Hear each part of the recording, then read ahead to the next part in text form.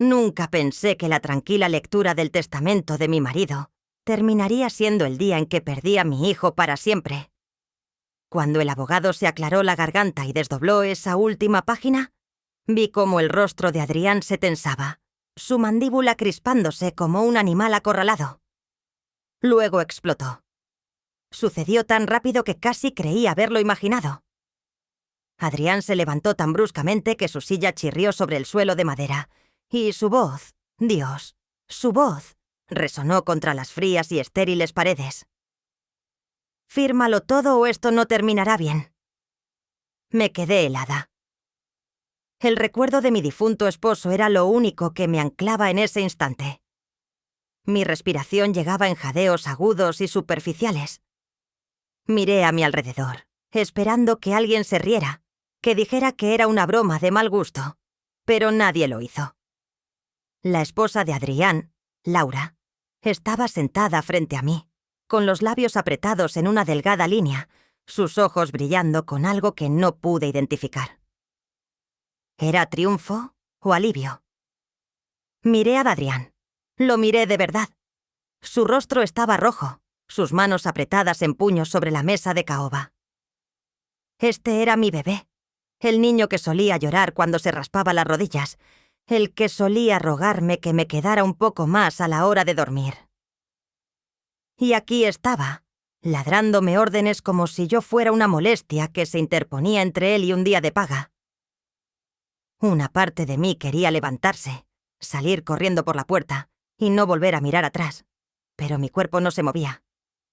Me sentí pequeña, frágil y muy vieja. El abogado, el señor Rivas, se movió incómodo en su asiento. Se aclaró la garganta, sus ojos yendo de uno a otro. «Señora Montes, no tiene ninguna obligación». Pero Adrián lo interrumpió. «Cállate. Ella sabe lo que tiene que hacer».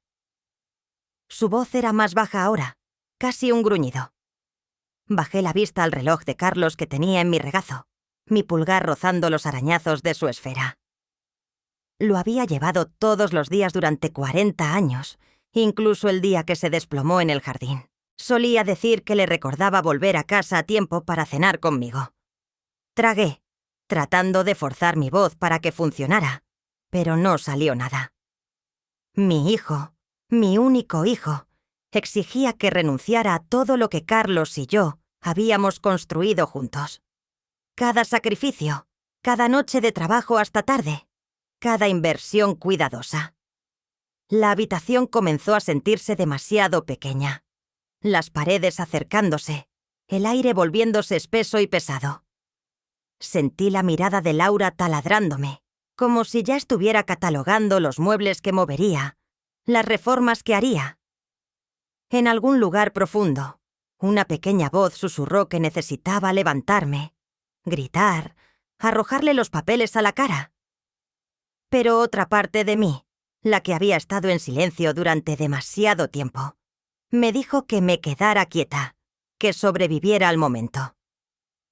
Cuando finalmente levanté la vista hacia Adrián, nuestras miradas se encontraron. Las suyas eran duras, irreconocibles.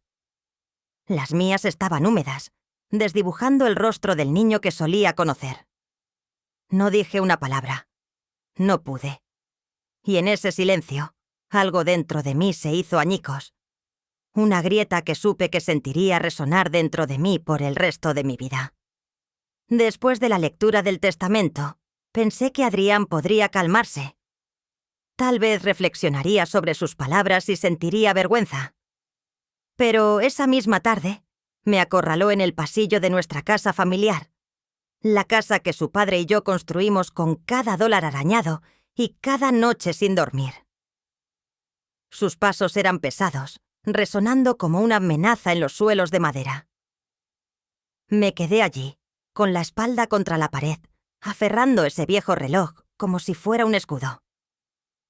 «Madre», comenzó, su voz de repente dulce. Tan dulce que me dio escalofríos. «Sé que hoy fue dramático, pero piénsalo. No puedes manejar esta herencia por tu cuenta». No pude encontrar mi voz. Mi lengua se sentía como plomo, gruesa, e inútil. Él se acercó un paso más, bajando la voz a un susurro conspirador. Ya no eres tan fuerte. Los impuestos, las reparaciones, las inversiones. Es demasiado para alguien de tu edad. Abrí la boca, pero las palabras se quedaron atascadas, como si hubieran muerto antes de llegar a mis labios. Él sonrió. Y no era la sonrisa de un hijo. Era la sonrisa de un lobo que sabe que el cordero no correrá. «Puedo ayudarte», continuó, poniendo una mano en mi hombro. Sus dedos se clavaron, afilados y exigentes. «Todo lo que tienes que hacer es cederme los derechos de gestión a mí y a Laura. Nos encargaremos de todo. Tú solo puedes relajarte. ¿No es eso lo que quieres?» Una parte de mí, la que todavía recordaba cómo se aferraba a mí durante las tormentas eléctricas de niño, quería creerle. Creer que debajo de toda esta codicia todavía había un hijo que me amaba. Pero la otra parte, la que sentía el reloj de mi esposo ardiendo en mi palma, sabía que no era así. Adrián confundió mi silencio con un acuerdo. Comenzó a diasentir para sí mismo como si la decisión ya estuviera tomada. «Verás, es por tu propio bien», dijo, su voz rebosando una falsa ternura. En ese momento asentí. No porque estuviera de acuerdo, sino porque tenía demasiado miedo para luchar. Vi sus ojos iluminarse. Pensó que había ganado. Se giró, llamando a Laura por el pasillo. «Está de acuerdo». Mi corazón se hundió en mi estómago. Siempre había sido tan callada, tan ansiosa por mantener la paz, incluso cuando significaba tragar cada insulto y cada corte. Pensaba que eso era amor. Pensaba que la obediencia era lo mismo que la lealtad. Mientras se movían a mi alrededor, ya discutiendo qué cuentas congelar y qué facturas manejar, me sentí encogerme cada vez más. Pero no dije nada, solo asentí de nuevo. Adrián sonrió entonces, una curva delgada y victoriosa en sus labios. Se inclinó y me besó la mejilla. Y yo me quedé allí, helada. «Bien», dijo. «Empezaremos mañana». Se dieron la vuelta y caminaron hacia su coche, sus pasos rápidos y seguros, dejándome de pie bajo el duro sol de la tarde. Los vi alejarse, con las llaves todavía apretadas en mi mano, mis dedos doloridos de agarrarlas con tanta fuerza. Supe en el fondo que acababa de entregar todo. Que en mi silencio les había dado permiso para borrarme. Y la peor parte, una parte de mí estaba de acuerdo con ellos. Pero otra parte mantenía una pequeña chispa de esperanza, instándome a seguir luchando. Se mudaron la semana siguiente. Laura afirmó que sería temporal, solo hasta que arreglaran el patrimonio. Pero yo sabía que no era así. Llegaron con un camión de mudanzas lleno de cajas etiquetadas. Oficina en casa. Esenciales de cocina. Dormitorio principal. Cada etiqueta se sentía como una silenciosa declaración. Nos quedamos. En la primera mañana, bajé a prepararme el té, solo para encontrar a Laura ya en la cocina. Estaba de pie en la isla de mármol. Mi isla de mármol, clasificando un montón de correo como si hubiera vivido aquí toda su vida. «Oh, buenos días, Elena», dijo sin levantar la vista. «Ya he apartado las facturas y las cartas importantes. No tienes que preocuparte más por esto». Miré el montón que había empujado hacia el borde. Era mi correo, mi nombre impreso pulcramente en cada sobre. Antes de que pudiera protestar, deslizó una pequeña lata floral hacia mí. «Tus vitaminas», dijo dulcemente, como si yo fuera una niña a la que hay que recordarle. Tomé la lata sin pensar, mis manos temblando ligeramente. Adrián entró entonces, con el pelo todavía húmedo de la ducha, vistiendo la vieja bata de Carlos. Me quedé mirando la bata por un momento demasiado largo. Él se dio cuenta y se encogió de hombros un poco. «Oh, encontré esto arriba. Cómodo, ¿verdad? No te importa, ¿verdad?» Mi boca se abrió, pero no salió nada. En lugar de eso, miré las baldosas del suelo, trazando las pequeñas grietas que Carlos se había negado a arreglar porque decía que le daban carácter a la casa. Por la tarde, Laura había recogido todas mis tarjetas de crédito y las había metido en un sobre de plástico. Se lo entregó a Adrián como si estuvieran confiscando armas peligrosas. «No las necesitarás», dijo Adrián suavemente, dándome una palmadita en la mano. «Nosotros nos encargaremos de tus gastos. Tú solo concéntrate en disfrutar». Disfrutar. Esa palabra de nuevo. Cuando subí a mi habitación, ahora, la suite de la abuela, como la llamaba Laura, vi que habían movido mi máquina de coser al pasillo. Las fotos enmarcadas de Carlos y yo en nuestro aniversario habían desaparecido, reemplazadas por una lámina minimalista de alguna mujer sin rostro, con un sombrero para el sol. Me quedé en el umbral, incapaz de cruzar.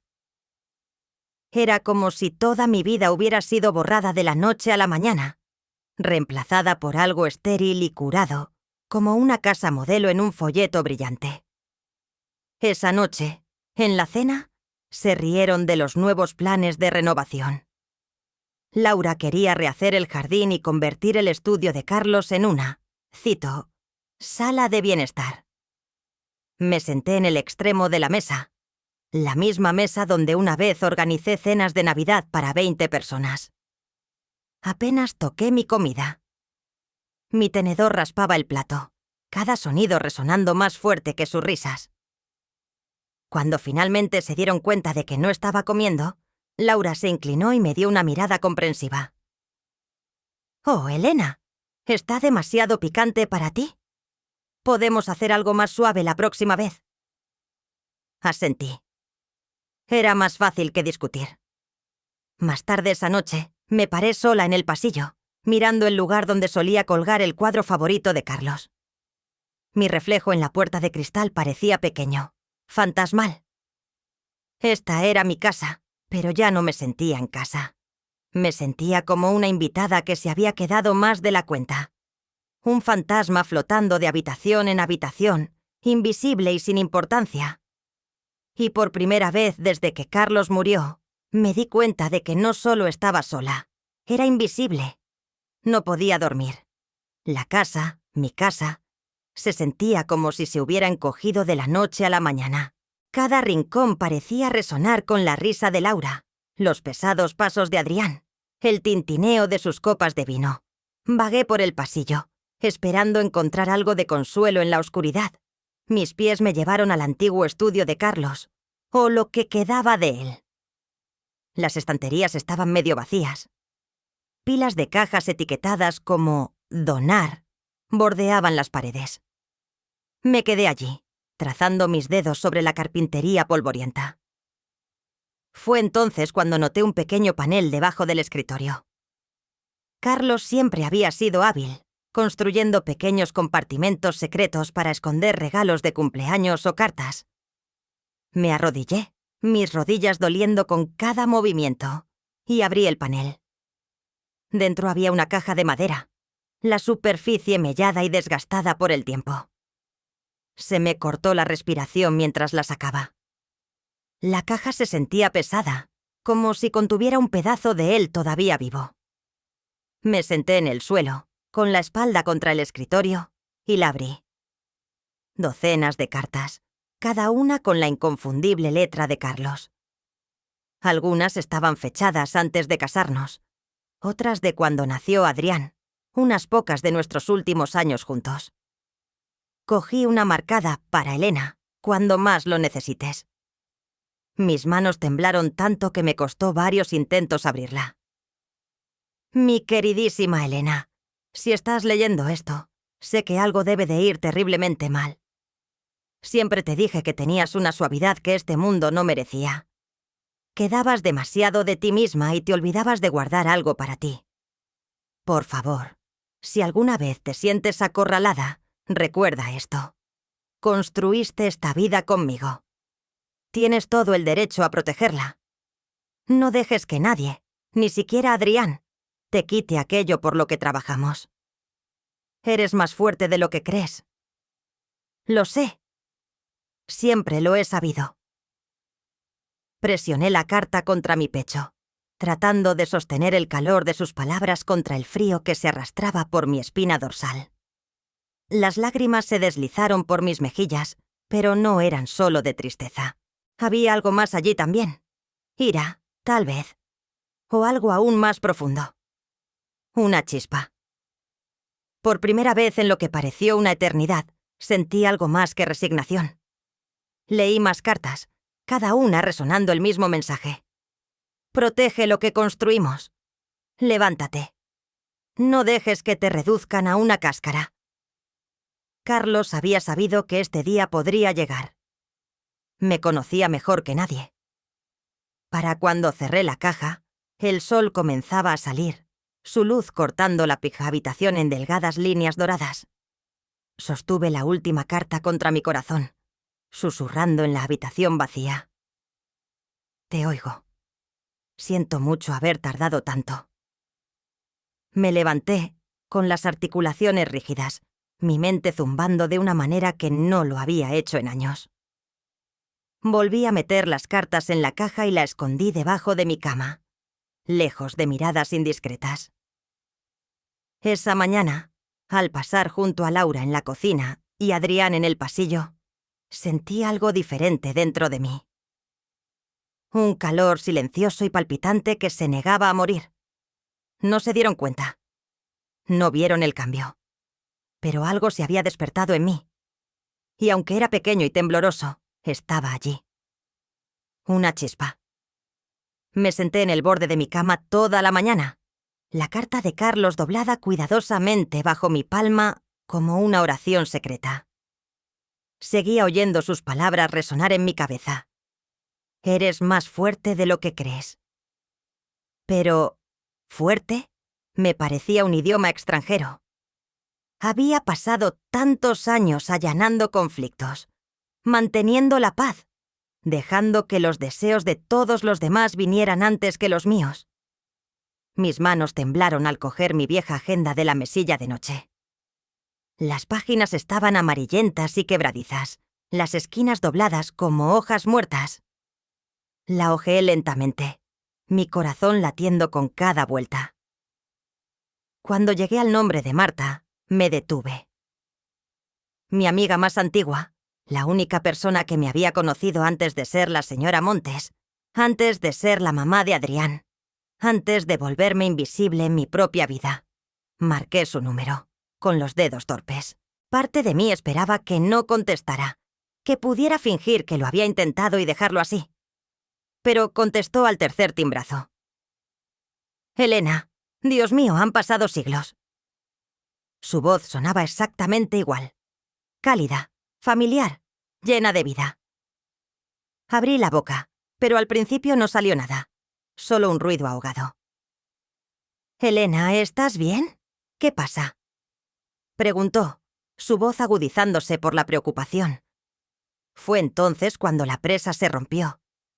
Empecé a sollozar tan fuerte que apenas podía respirar. Las palabras salieron a borbotones, en pedazos rotos. Adrián, el testamento, la casa, las tarjetas, las cartas de Carlos. Oí cómo inspiraba bruscamente al otro lado. Luego silencio. Del tipo de silencio que escucha. Oh, cariño. Susurró finalmente. Lo siento mucho. No tenía ni idea. Deberías haberme llamado antes. No sabía en quién más confiar. Logré decir. No sé qué hacer. Siento que estoy desapareciendo, Marta. Como si me estuvieran borrando de mi propia vida. Se quedó en silencio por un momento.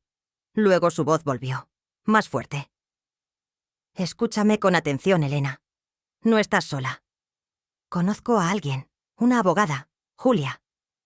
Ha ayudado a mujeres en situaciones como la tuya antes. Es discreta, digna de confianza. La llamaré ahora mismo y haré que se ponga en contacto contigo. Ya no tienes que enfrentarte a esto sola. Oír «no estás sola» hizo que algo se rompiera dentro de mí.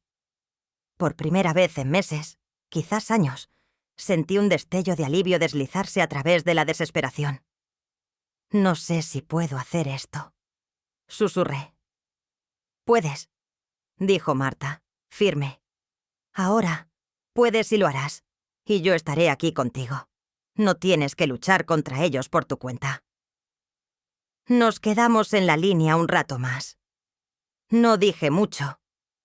Solo escuché su respiración. Sentí el calor de su voz como una manta alrededor de mis hombros. Cuando finalmente colgué, mi cuerpo se sentía como si hubiera pasado por una tormenta. Agotado, pero de alguna manera más ligero. Volví a esconder la agenda en el cajón, con cuidado de no dejar rastros. Abajo, podía oír a Laura reír por teléfono y a Adrián tintinear vasos. Probablemente planeando alguna nueva mejora para mi casa. Presioné la carta de Carlos contra mi corazón y cerré los ojos. La ayuda estaba en camino, y por primera vez desde que Adrián exigió mi silencio, creí que realmente podría encontrar mi voz de nuevo. A la mañana siguiente me desperté antes del amanecer. Yacía allí, en la penumbra, con los bordes de las cartas de Carlos presionados en mi palma como un voto silencioso. Sabía que no podía permitirme esperar a que el coraje llegara completamente formado. Tenía que construirlo, pieza por pieza, aliento por aliento. Salí de la cama en silencio, con cuidado de que el suelo no crujiera. Abajo, la casa estaba en silencio. Sin el estrépito de la cocina de Laura, sin el eco de los pesados pasos de Adrián. Fui de puntillas a mi oficina, o lo que solía ser la mía, antes de que Laura empezara a llamarla, la sala de transición. Habían limpiado la mayoría de mis papeles, pero se habían olvidado de un cajón importante en el viejo archivador de roble. Mis dedos temblaron al abrirlo, y comencé a reunir copias de extractos de cuentas, antiguas declaraciones de impuestos, escrituras de propiedad, pólizas de seguro. Cada documento se sentía como un pequeño fragmento de mi yo pasado. Cada página una prueba de que una vez tuve una vida que me pertenecía solo a mí. Los apilé ordenadamente. Los envolví en una vieja bufanda que Carlos me había regalado en nuestro 25º aniversario, y corrí escaleras arriba. Me arrodillé junto a mi cama, con el corazón martilleando tan fuerte que estaba segura de que los despertaría. Empujé el fajo muy por debajo, junto a la caja de cartas. Cuando me levanté, mis rodillas crujieron, pero sentí que algo firme se asentaba en mis huesos. Esa noche, me senté en el borde de mi cama en la oscuridad, susurrándome a mí misma. Puedes hacer esto. No eres débil. No eres invisible. Las palabras se sentían extrañas al principio, casi tontas. Mi voz sonaba pequeña, como un niño ensayando líneas en una obra de teatro escolar. Pero las dije de todos modos, una y otra vez, hasta que se convirtieron en un pulso en mis venas. Algunas noches, imaginaba el rostro de Adrián cuando exigió que lo firmara todo, la forma en que sus ojos se volvieron fríos y afilados. Practiqué encontrar esa mirada en el espejo. Al principio no podía sostener mi propia mirada por más de unos segundos, antes de que mis ojos cayeran al suelo. Pero cada noche me obligué a intentarlo de nuevo. Imaginé a Carlos de pie detrás de mí, sus manos en mis hombros, susurrando que era más fuerte de lo que sabía. Imaginé la voz de Marta animándome. Mientras tanto, abajo, Adrián y Laura se movían por la casa como si ya la poseyeran, reorganizando los muebles, reemplazando las cortinas que había elegido con Carlos años atrás, añadiendo sus toques fríos y modernos. Oí a Laura hablar con una amiga una tarde. Probablemente reharemos todo el diseño una vez que se finalice el papeleo. No nos dará problemas. Es demasiado frágil. ¿Demasiado frágil? Apreté los puños con tanta fuerza que mis uñas se clavaron en mis palmas. Sentí el escozor, pero no solté. Fue un jueves por la tarde lluvioso cuando vino. Estaba sentada en el solarium, aunque no había habido sol en esa habitación durante meses, fingiendo leer una de las insípidas revistas de diseño de Laura. Mis ojos recorrían las páginas, pero en realidad no veía nada. Escuchaba pasos, llaves en la cerradura, cualquier sonido que significara que estaban en casa. Cuando sonó el timbre, me sobresalté tanto que la revista se me cayó del regazo. Laura solía abrir la puerta, pero estaba de compras buscando piezas de declaración para el nuevo salón. Adrián estaba en alguna reunión de almuerzo. Por una vez, la casa era mía, aunque solo fuera por un respiro. Me moví con cautela, asomándome por la cortina antes de abrir la puerta. Allí estaba, una mujer con un impermeable azul suave, el pelo recogido en un simple moño. Parecía la tía amable de alguien, no una abogada. «Elena», dijo suavemente, su voz cálida y firme. «Soy Julia. Soy una vieja amiga de Marta». Oír el nombre de Marta casi me derriba. Abrí la puerta más ampliamente sin pensar. Entró, goteando agua de lluvia sobre la alfombra de la entrada. Tan pronto como la puerta se cerró detrás de nosotras, metió la mano en su bolso y me entregó una tarjeta de visita. «Julia Sáenz, abogada», leía en letras pequeñas y elegantes. Algo dentro de mí se desmoronó. Me llevé una mano al pecho, sintiendo mi pulso martillear bajo mi piel. Me tomó del codo y me guió a la mesa del comedor, la misma mesa donde Adrián y Laura se habían reído de arrancar mi jardín. Nos sentamos.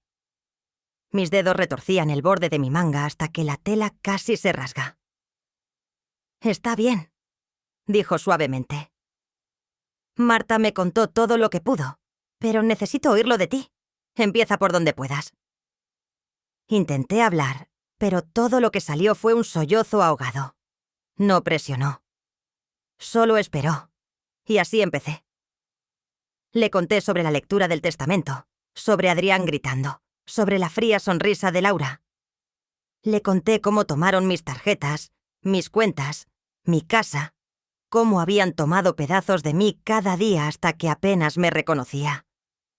Le conté sobre las cartas de Carlos, la voz dentro de mí que había estado susurrando durante semanas, tratando de despertarme. Para cuando terminé, mi garganta ardía en carne viva. Mis mejillas estaban húmedas, mis manos temblaban tan violentamente que tuve que sostenerlas debajo de la mesa. Julia no interrumpió ni una vez. Cuando finalmente me quedé en silencio, se acercó y cubrió mis manos temblorosas con las suyas. «No estás loca», dijo, su voz firme y baja. «Y no estás sola. Vamos a arreglar esto. Pero necesito que confíes en mí y seas valiente. ¿Puedes hacer eso?» Asentí, un movimiento pequeño y desesperado. Apretó mis manos con más fuerza. «Nos moveremos con cuidado. Haremos copias de todo lo que has guardado y mantendremos esto oculto hasta que sea el momento adecuado. Vas a recuperar tu vida, Elena». Un sollozo se me escapó entonces, no solo de dolor, sino de alivio. No me había dado cuenta de lo pesado que era llevar esto sola hasta que alguien finalmente intervino para ayudarme a sostenerlo. Pasamos horas revisando los documentos ocultos, susurrando como dos conspiradoras en una guerra que ninguna de las dos había pedido. Cuando Julia se fue, me abrazó con fuerza. Sentí su fuerza filtrarse en mí como calor en huesos fríos. Mientras la veía desaparecer bajo la lluvia, sentí algo que no había sentido en años. Esperanza. Esa noche, apenas dormí. Mi mente seguía reproduciendo las palabras de Julia una y otra vez. Vas a recuperar tu vida. Cuando la luz de la mañana se derramó a través de las cortinas, sentí como si hubiera envejecido una década de la noche a la mañana. Me dolían las articulaciones, me palpitaba la cabeza. Pero debajo de todo eso había un zumbido silencioso. Determinación, o quizás algo parecido. Julia llegó de nuevo justo después del amanecer, entrando silenciosamente como un fantasma. Llevaba un simple abrigo negro y un bolso de cuero gastado. Nos sentamos a la mesa del comedor, esta vez sin dudar. Extendió los documentos uno por uno, sus dedos moviéndose con calma y precisión. «Esta es una revocación del poder notarial», explicó tocando la primera página. «Esto anula cualquier autoridad que Adrián crea que tiene sobre sus asuntos». Mis ojos se lanzaron al denso lenguaje legal. Las palabras se desdibujaron, nadando en la página como peces asustados. Continuó deslizando otro formulario. Transfiere sus bienes y la casa a un fideicomiso protector bajo su único control. Nadie puede tocarlo sin su consentimiento explícito. Sentí que se me cortaba la respiración. Mis dedos se cernieron sobre el papel, temblando como si no me pertenecieran. La voz de Julia se suavizó. «Sé que esto es aterrador, pero este es el momento, Elena. Una vez que firmes, empiezas a reclamar lo que es tuyo. Empiezas a reclamar quién eres». La miré entonces, mis ojos llenándose de lágrimas. Pensé en las cartas de Carlos, en las largas y silenciosas cenas, en el jardín que planeaban arrancar, en las fotos que reemplazaron. Pensé en Adrián llamándome frágil, en Laura hablándome como a una niña.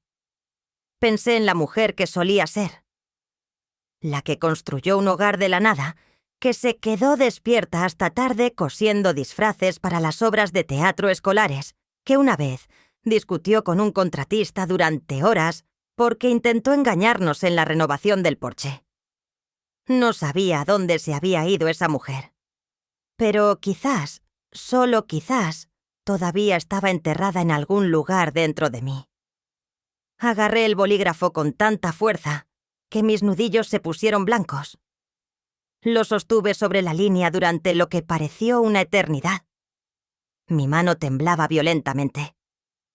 Julia no me apresuró. Solo observó, paciente, inquebrantable. Finalmente, con una respiración que se sintió como un salto desde un acantilado, presioné el bolígrafo contra el papel. Firmé. Mi nombre se veía extraño allí, como ver un fantasma, como encontrarse con un viejo amigo después de décadas.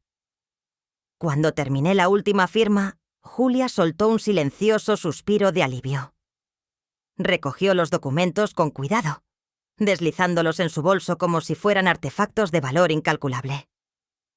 «Elena», dijo, sus ojos fijos en los míos. «Acabas de dar el primer paso para volver a ser tú misma. Puede que no lo sientas ahora, pero ya verás». Asentí, aunque mi cuerpo se sentía agotado, como si hubiera corrido millas sin parar. Después de que se fue, me senté sola a la mesa, mirando la muesca en la madera donde Carlos, una vez, dejó caer una pesada fuente en acción de gracias. Puse mi mano sobre ella, sintiendo el surco áspero bajo mi palma. Por primera vez en mucho tiempo, no solo lo recordaba. Estaba luchando por lo que él siempre había creído que yo podía ser. Fuerte, capaz, inquebrantable. Sucedió más rápido de lo que podría haber imaginado. Todavía estaba sentada y sesima a la mesa, mi mano trazando la muesca en la madera, cuando oí la puerta principal cerrarse de golpe. La voz de Adrián resonó por el pasillo. «¡Mamá! ¿Dónde estás?» Mi corazón se agarrotó. Miré la pila de papeles que Julia me había dejado para mis archivos. Copias del fideicomiso, la revocación, mi poder recién reclamado. Mi poder. Los recogí, apretándolos contra mi pecho como un salvavidas. Entró en la habitación como una tromba, su rostro enrojecido por el calor del verano, o quizás por cualquier reunión de almuerzo de la que acababa de salir furioso. Sus ojos se fijaron en la pila en mis brazos. «¿Qué es eso?», espetó, entrecerrando los ojos. Por un segundo, sentí mi viejo instinto activarse. El impulso de encogerme, de bajar la mirada, de disculparme por cosas que no eran mi culpa. Pero no lo hice. Me obligué a levantarme lentamente, mis rodillas crujiendo, mi corazón golpeando contra mis costillas como un pájaro atrapado. Sostuve su mirada. Su rostro se torció de confusión al principio. Luego, algo más oscuro se deslizó. Sospecha, ira, miedo. «¡Dámelos!», ordenó dando un paso adelante con la mano extendida.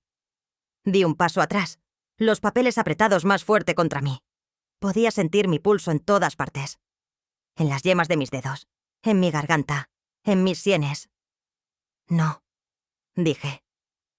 La palabra sonó extraña, saliendo de mi boca, pequeña y áspera. Él se congeló. Fue como si el aire de la habitación hubiera sido succionado. «¿Qué has dicho?», siseó. Tragué saliva, forzando mi voz a estabilizarse. Dije que no. Adrián dio otro paso hacia mí.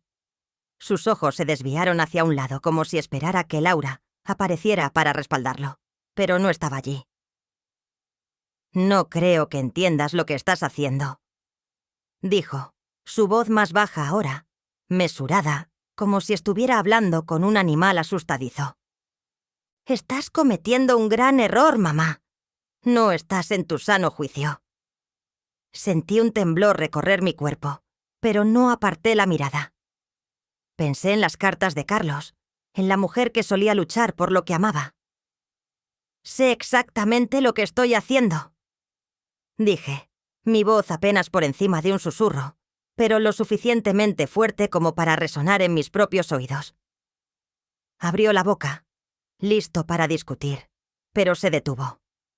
Su mandíbula se crispó, sus manos se cerraron en puños.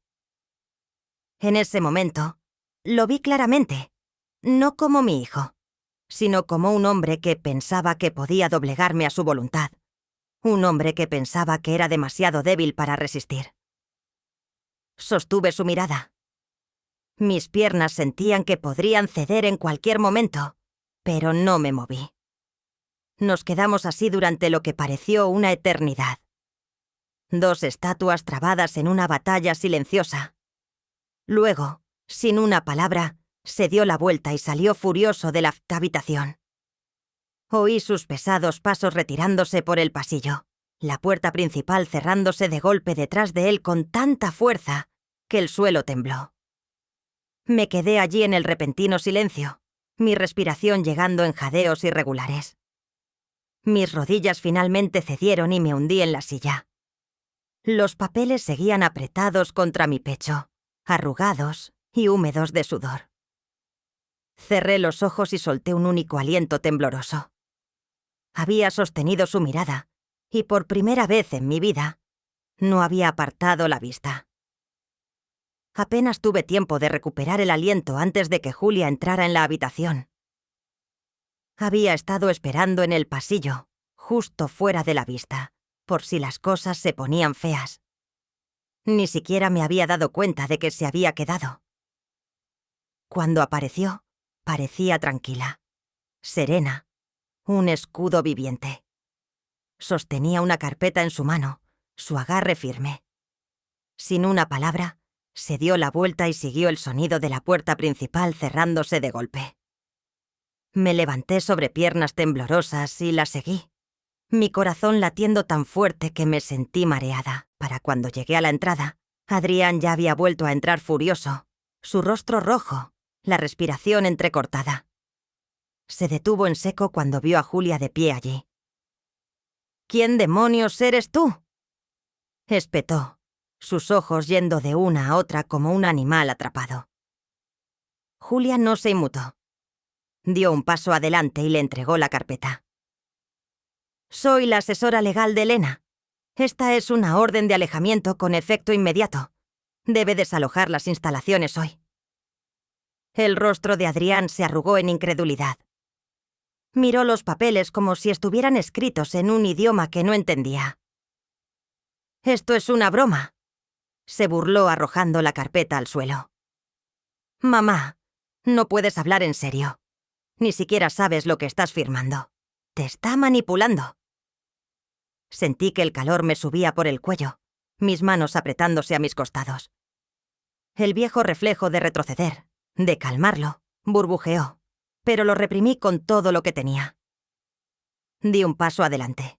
Se volvió hacia mí, esperando que cediera. Abrí la boca. Mi voz se sintió baja, firme, como si viniera de un lugar más profundo de lo que nunca me había atrevido a quieta alcanzar. «Sal de mi casa». Me miró fijamente, su boca abriéndose y cerrándose como si no pudiera encontrar las palabras. «Mamá, ¿no quieres decir esto?», suplicó, su voz quebrándose por primera vez. Sentí un temblor recorrer mi cuerpo, pero no dejé que se notara. Mantuve mis ojos fijos en los suyos.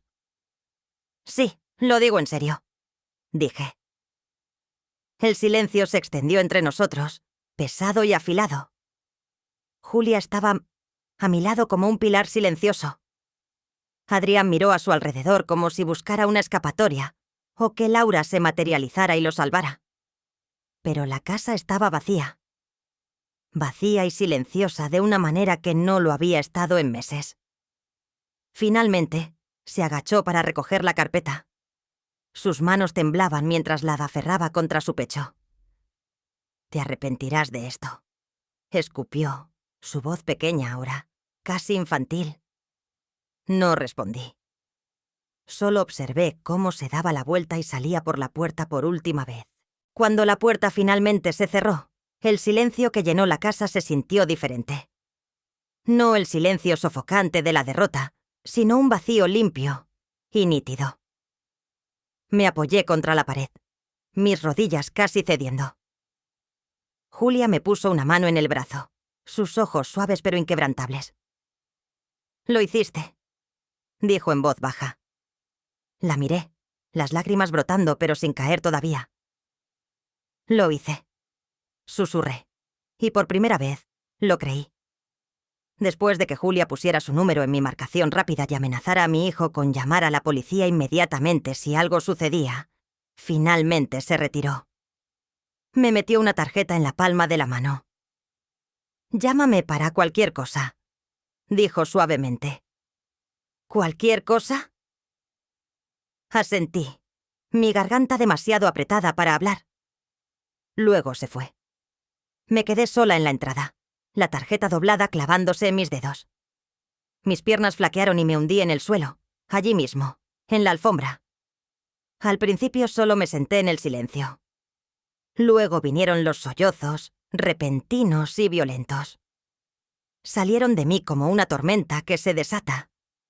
Apoyé la frente en mis rodillas y lloré hasta que todo mi cuerpo se sintió vacío y en carne viva. Lloré por Carlos, por la joven madre que solía ser, por la mujer que se había dejado desvanecer tan fácilmente. Lloré por Adrián, no por el hombre en que se había convertido, sino por el niño que solía tomar mi mano en los aparcamientos y rogar por un cuento más antes de dormir. Cuando las lágrimas finalmente se calmaron, una extraña quietud se apoderó de mí, como el ojo de un huracán, silencioso y vigilante. Me levanté lentamente, usando la pared como apoyo. Mi reflejo me sorprendió en el espejo del pasillo, y por primera vez en años, me miré de verdad. La semana siguiente se sintió como entrar en la vida de otra persona. Una vida que no me había dado cuenta de que me estaba esperando. Julia venía casi todos los días. Traía carpetas gruesas, blocs de notas legales y una confianza silenciosa que se sentía contagiosa.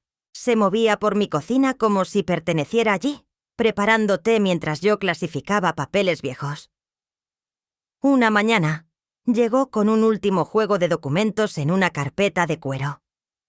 Los extendió con cuidado sobre la mesa del comedor, el mismo lugar donde Adrián una vez me dijo que era demasiado frágil.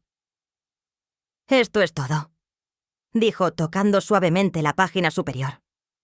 «Tu casa, tus cuentas, todo, oficialmente bajo un fideicomiso protector, únicamente a tu nombre. Nadie puede tocarlo sin tu aprobación explícita». Miré la pila durante mucho tiempo. Mis dedos trazaron mi nombre impreso en negrita. Julia hizo una pausa. Luego añadió en voz baja. También incluí la donación a la fundación, tal como tú y Carlos discutisteis. Levanté la vista bruscamente. El Fondo Comunitario Carlos Montes, dijo. Reservé una parte de tu patrimonio para apoyar becas locales y proyectos de restauración de jardines. Recuerdo que me contaste su sueño de devolver algo. Por un momento la habitación pareció demasiado brillante. Se me cerró la garganta y me llevé la mano a la boca. Carlos siempre había querido crear algo duradero, algo que mantuviera vivo su amor por esta ciudad. Incluso después de que nos hubiéramos ido. Pensé en todas las noches que se sentó en la mesa de la cocina, garabateando ideas en servilletas, hablando de ayudar a los niños que necesitaban un empujón y de salvar ese pequeño jardín de rosas junto a la biblioteca. Lo sentí entonces, no como un fantasma, sino como un calor a mi lado. Mi mano se cernió sobre el bolígrafo. Julia no me apresuró. Simplemente se quedó allí, con los ojos amables, como si supiera exactamente lo que esto significaba. Firmé. Se sintió diferente esta vez. No como ceder, no como rendirse. Se sintió como sellar una promesa, un pedazo del corazón de Carlos cosido en la comunidad que amaba. Cuando le devolví el bolígrafo, Julia tomó mis manos entre las suyas. «Has hecho más que reclamar tu vida», dijo. «Has honrado la suya». Una lágrima se deslizó por mi mejilla, pero no la sequé. Esa tarde, después de que Julia se fuera, recorrí la casa sola. Abrí el viejo armario de Carlos y encontré sus guantes de jardinería todavía doblados ordenadamente en el estante. Me los llevé a la cara y respiré su aroma. Fui al salón y toqué las teclas del piano, las mismas que Adrián solía porrear de niño. Las notas sonaron claras, llenando el espacio con ecos de otro tiempo. Me paré junto a la ventana y miré el jardín. Casi podía ver a Carlos allí, agachado junto a las rosas, quejándose de los pulgones, su sombrero de sol torcido, sus ojos suaves cuando me sorprendía mirándolo. Susurré en la habitación vacía. Cumplí mi promesa. Pero sabía que esto no iba a terminar tan fácilmente. Una noche vinieron. Oí sus voces antes de verlos. El filo agudo e impaciente de Laura y los intentos forzados de calma de Adrián. Me quedé en silencio junto a la ventana de arriba, observándolos caminar de un lado a otro en la puerta como perros inquietos. Laura seguía señalando la casa, sus gestos salvajes y enojados. Los hombros de Adrián estaban caídos, derrotado, pero todavía tratando de aferrarse a los restos de poder que creía que le quedaban. Parte de mí se preguntó si debería molestarme, si debería dejarlos gritar hasta quedarse roncos y marcharse. Pero algo dentro de mí sabía que este era mi momento. El momento de mostrarles, y a mí misma, que ya no era la mujer que habían acorralado en la oficina de ese abogado. Fui al antiguo estudio de Carlos y abrí las puertas francesas que daban al balcón. El mismo balcón en el que solía apoyarse, bebiendo café y saludando a los vecinos. Salí lentamente, el aire de la tarde agudo y limpio contra mi piel. Miraron hacia arriba de inmediato. El rostro de Adrián parpadeó de sorpresa, luego de confusión, luego algo parecido al miedo. La boca de Laura se abrió. Me erguí, con la mano apoyada en la barandilla, la barbilla alta. «Madre», llamó Adrián, su voz quebrándose en la palabra. «Por favor, tenemos que entrar. Solo queremos hablar». Laura intervino de inmediato, sus palabras cortando el aire. «Estás montando una escena. Déjanos entrar, Elena. No entiendes lo que estás haciendo». Respiré hondo, sintiendo la madera de la barandilla cálida bajo mis dedos. El cielo detrás de ellos se estaba volviendo dorado y púrpura, el jardín de abajo brillando suavemente. Los miré de verdad.